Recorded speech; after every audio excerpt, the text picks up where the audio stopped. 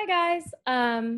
So we're going to dive in starting today and then into the beginning of next week on the reality that it's not just that people creating news, like reporters and journalists who have bias, but in fact, all of us have bias. And our experiences and our opinions and our assumptions, all of those things influence the way that we take in news and new information.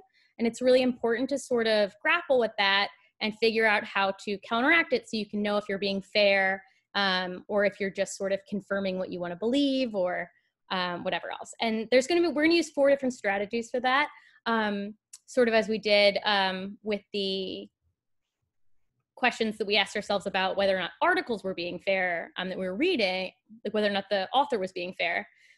But the first of those strategies we're going to start off with today is, I'm going to share my screen, is be thyself, but know thyself. So what that means is that we got to consider who we are and who we are and our opinions and experiences and identity. How do those things affect our views and responses to what we see?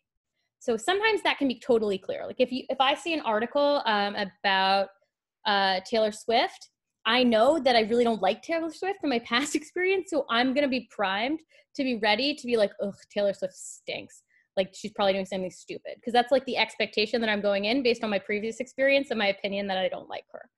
But there's a lot of times when it's actually less clear how our experiences and how our identity affects these things. And what that is called, and you may remember this from last week, is implicit bias. So this came up in the video that we watched last week around systemic racism, but you guys are actually going to watch another short video which reintroduces the concept. And after you watch that video, you're going to take a test online that actually tests for your implicit bias. The researchers who have studied this have found that everyone has bias of different sorts, and that does influence the way you see the world, but that also knowing about those biases and making conscious decisions to be mindful and be the kind of people that we want to be can help us change both our biases and our behavior. So what you're going to do after this is you're going to watch this very short video reintroducing you to implicit bias, and then you'll go to take an implicit bias test online. After you're done taking it, you don't need to share your results, but you do need to write a short reflection about how the results make you feel and what your next steps are. Okay, so that is just about it.